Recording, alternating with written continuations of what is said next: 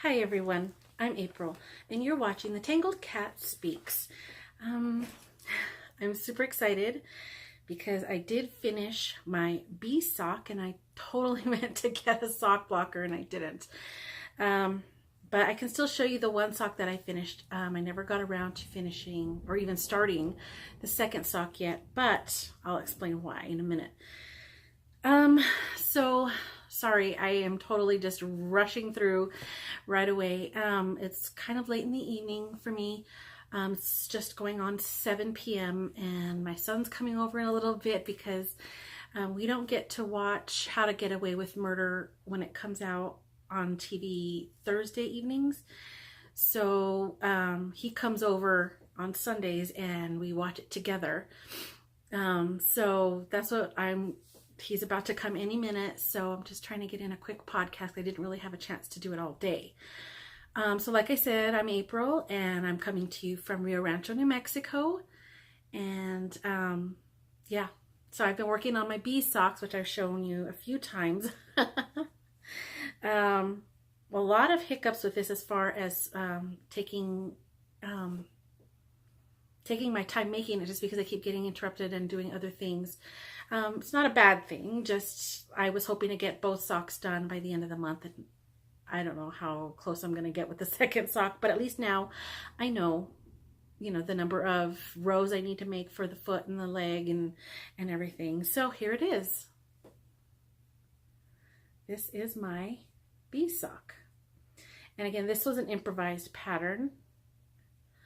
Real simple 4-row stripes. Judy's Magic cast on the toe.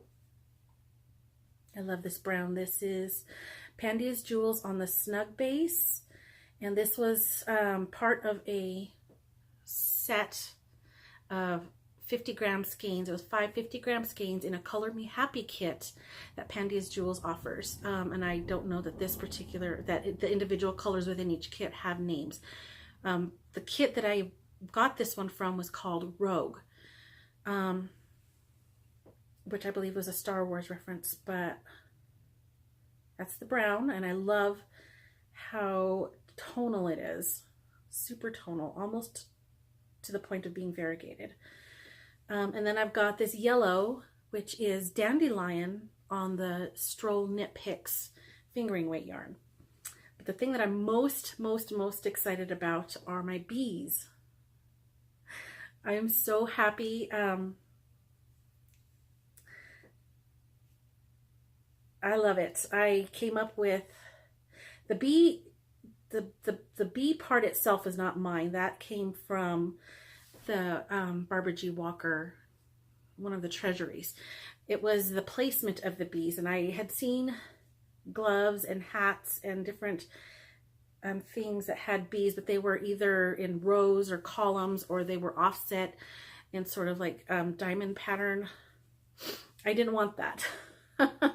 I wanted my bees to be fluttering around all wild and random, and they kind of do. So I am so in love. There's my Fish Lips Kiss heel. And I also did something new to me. Couple of things. This is let's see if it'll focus on that. This is the tubular bind off. Super excited about that. And I did get it off of the technique that I used for the tubular bind off. I got from a YouTuber. I think her name was Suzanne.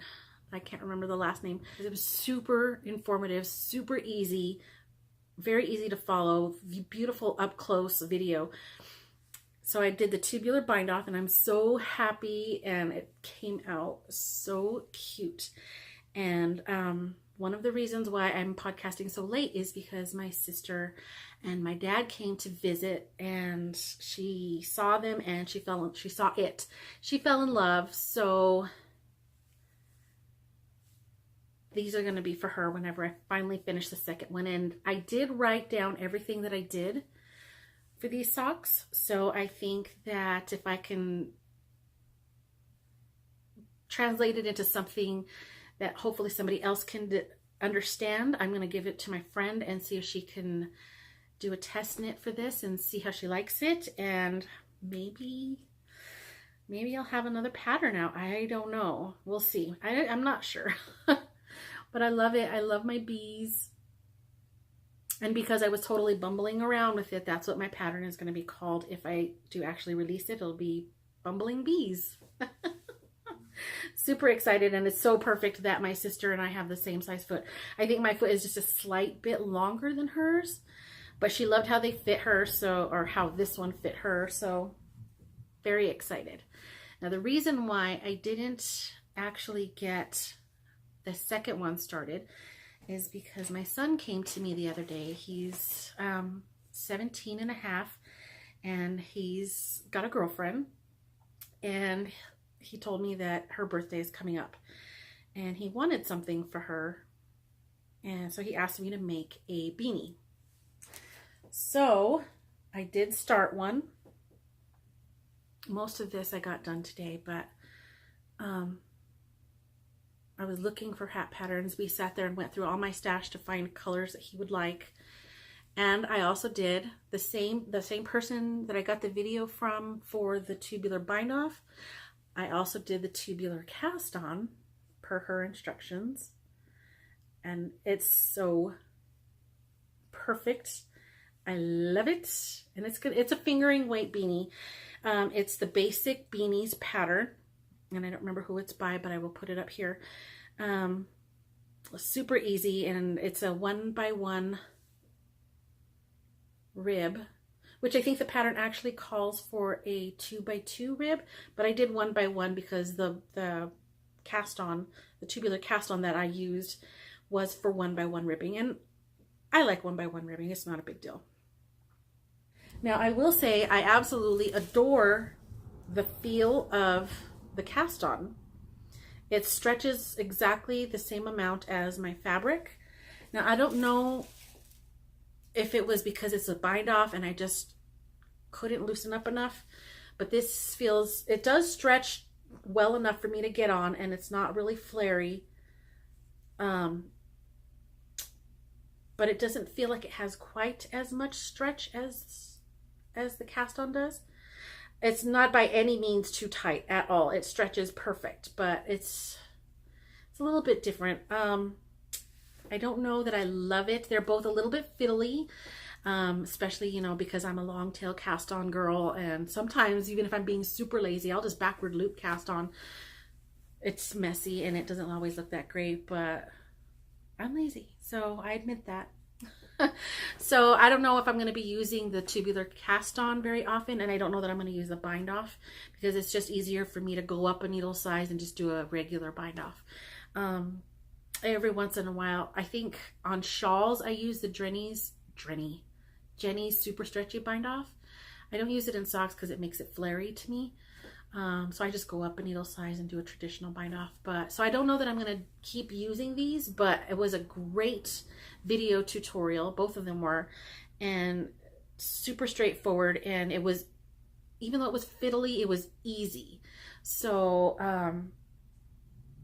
I like it. I do recommend it if you're looking for something different other than, you know, your normal way of doing things. You want to try something, and it makes the beautiful edge like that.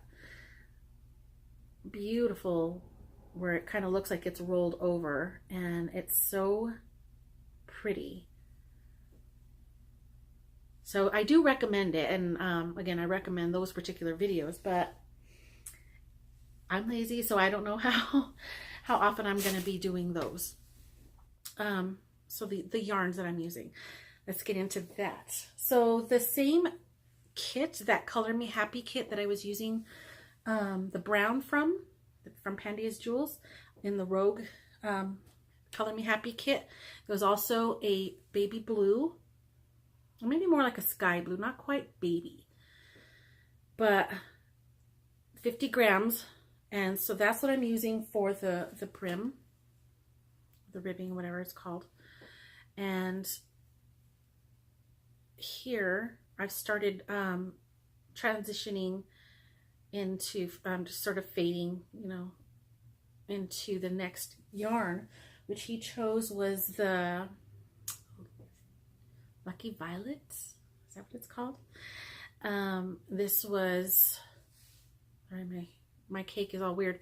This is a colorway Somnambulist, and I think I've shown this before, because they twist their yarn so tight and so pretty, and they came in these really pretty purple mesh bags, super pretty. But this was one of them. This was Somnambulist, and so it's knitting up really pretty. The difference is quite subtle so far, but I'm just about to get to the point where I'm going to be cutting the blue and going straight up the rest of the way with just the speckly gray. Super excited. So he needs it. He actually needs it, but her birthday is Tuesday, but I don't think he's going to be actually seeing her until Friday or Saturday. So I got a little bit of time to get it done, but I really, really wanted to just jump on it so that I'm not doing it last minute and completely rushing, because it is a little bit of a rush job, but yeah. So I'm going to try to get it done.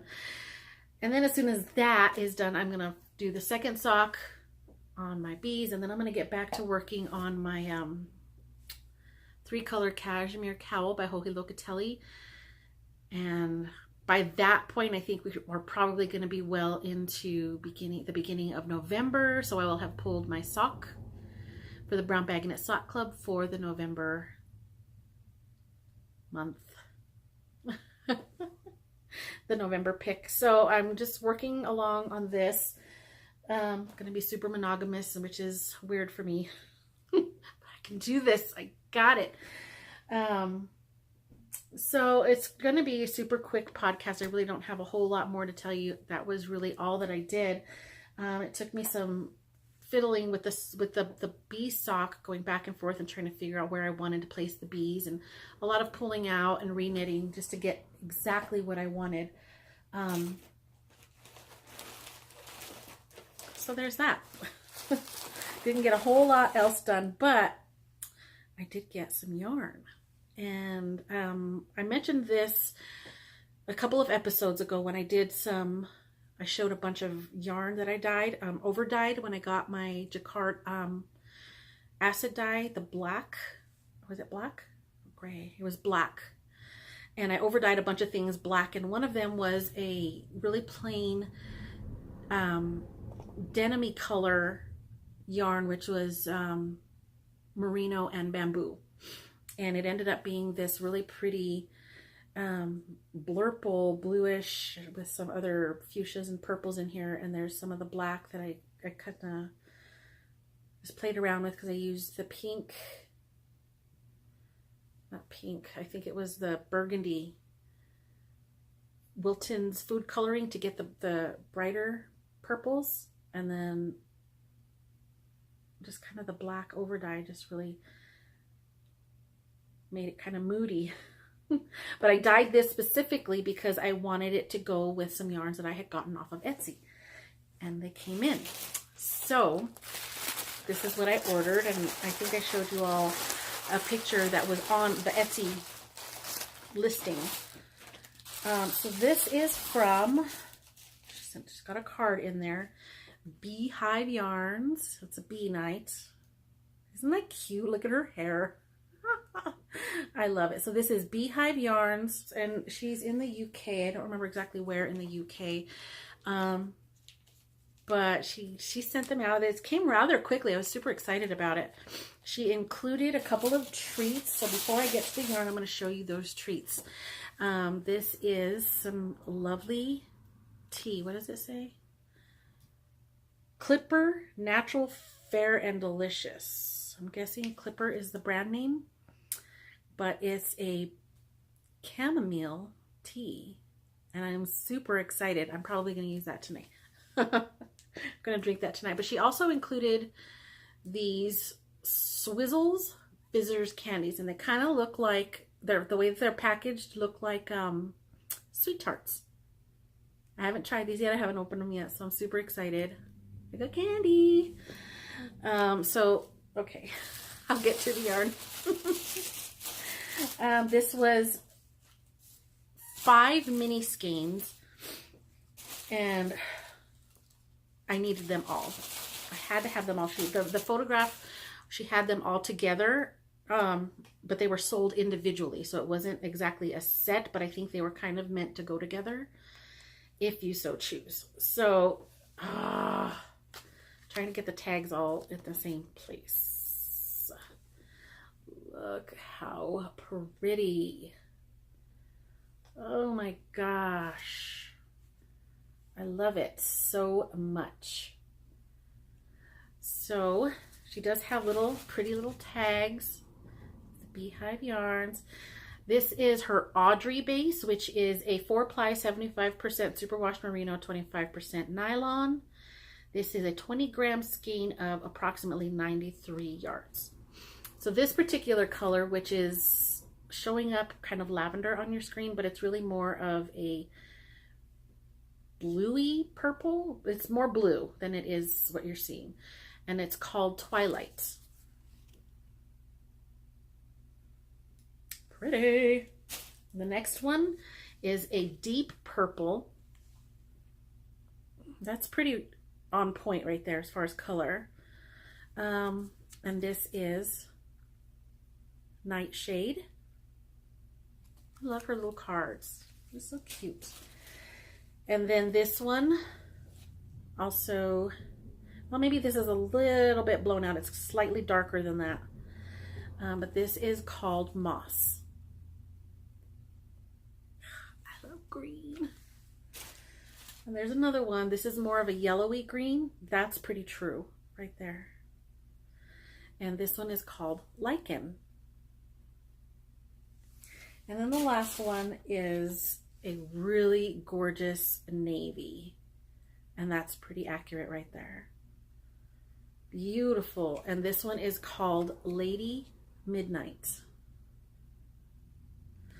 I am in love, and I am super, super thrilled. When I opened them, I was super excited because I knew right off the bat that the yarn that I had dyed is going to complement them so well. Like, they're going to go together. I'm so excited. So just to remind you, what I'm going to use these for is the Gradient Band Cowl by Joji Locatelli at some point in the future. I don't know when I'm going to exactly do that, but I have the yarn for it. Exactly what I want. And this over dye totally goes with the Beehive Yarn Minis. Super, super excited about it. Thrilled beyond measure. And I got tea and candy, so what more could a girl ask? Just to get you caught up a little bit on my reading, that's also going very slowly, but I am up to, shoot, I don't know the number of the book, but I just finished the Cretan Bull in the Agatha Christie's Labor of Hercules short story book. So it's kind of fun to read short stories because, you know, I do read them in short bursts, and it's kind of nice to know that I can read 5, 6, 10 pages and I'm done. I can go to bed and that story can be gone. I can move on to the next story. Whereas novels, is, you know, sometimes I fall asleep in the middle of a long 30-page chapter. So I find that short stories seem to go faster for me, but I love the full-on novels for the backstory and the intricate detail and everything. So I think that a short story collection and a full-on novel, they both have their place, and they're both wonderful. There's pros and cons to both, so it's very interesting to me. But I'm slowly moving along with Hercule Poirot and his I can never say his name right. Every time I say it, it sounds different. But I'm moving along in that short story, and I just put a request in for, remember several episodes ago I was reading some ghost stories, and the next one in the Sarah Rain series, The Whispering, I just put that on hold, so I should be getting that very soon, since I know that I'm almost done with the Labors of Hercules. So there's that. I just got season 3 finally off of Netflix for Rain. I don't have streaming. I have the old, I say old fashioned like it's decades old, but maybe it is, I don't know. But I get the DVDs, and I get one DVD at a time because, you know, I don't have a whole lot of money and I'd rather spend my money on yarn. So I get one DVD at a time from Netflix. Anything else that I watch, I get from my local library. Love my local library. They have so many things. But they only had the first 2 seasons of Rain at the library, so I finally got the first disc of the 3rd season of Rain on Netflix. So, so what I got from the library, I just started, oh my gosh, I just watched the first series of a cop type show. It's, I believe they're in London. I can't remember now. I think it's London, but it's called Happy, no, it's not London. Maybe. I'm lost now. But it's called Happy Valley. Oh my gosh, that is such a good show. I love it so much. I need to hurry up and get season 2 because it's so good. So good. And I just started another one that's set in Scotland called Shetland.